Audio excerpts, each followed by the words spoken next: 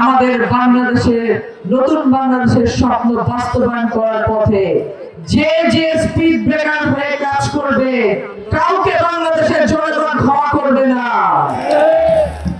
এই 5 তারিখের পর থেকে না, আমরা জানি বাংলাদেশে কোনো না কোনোদিন 5ই আগস্ট আসতোই, কারণ আমরা জানি সবকিছুর একটা সীমা থাকে।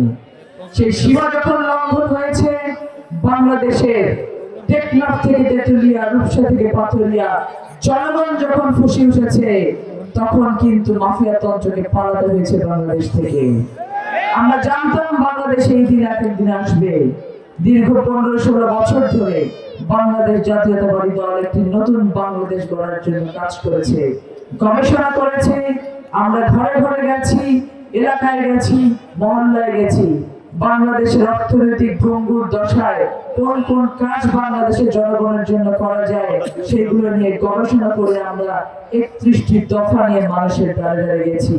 মানুষকে বলেছি, যেদিন বিএনপি রাষ্ট্র ক্ষমতা পরিচালনার দায়িত্ব পাবে, ঠিক পরের দিন থেকে এই 31 দফা বাস্তবায়নের কাজে যাবে ইনশাআল্লাহ।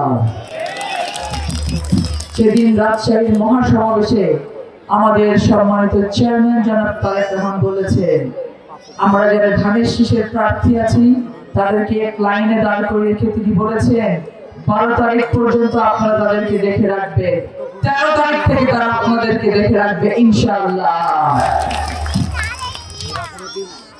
বাংলাদেশ গড়ার পথে, নতুন বাংলাদেশের স্বপ্ন দেখার পথে, আমাদের বাংলাদেশের নতুন বাংলাদেশের স্বপ্ন বাস্তবায়ন করার পথে যে যে স্পিড ব্রেকার হয়ে কাজ করবে কাউকে বাংলাদেশের জনগণ ক্ষমা করবে না।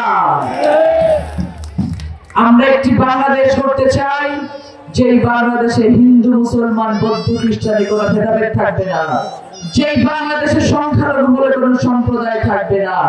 আমার পাসপোর্টের রং সবুজ, ওই কাকিমা যিনি সিঁদুর মাথায় দিয়ে বসে আছেন তার পাসপোর্টের রং সবুজ। আমার জাতীয় পরিচয় পত্রে যে তথ্য লেখা আছে, আমার ওই কাকা তার কিন্তু জাতীয় পরিচয় পত্রের একই তথ্য লেখা আছে। আমরা সকলে পরিচিত হতে চাই কেবল এবং কেবলমাত্র বাংলাদেশী হিসেবে, আর কোনো পরিচয় নাই। একটি রাষ্ট্র, একটি সরকার যত ধরনের অধিকার তার নাগরিককে দিতে পারে, প্রত্যেকটা অধিকার আমরা নিশ্চিত করবো আমাদের ভবিষ্যৎ বাংলাদেশে ধর্ম, বর্ণ, দল, মত সকল কিছু উঠে গিয়ে ইনশাআল্লাহ।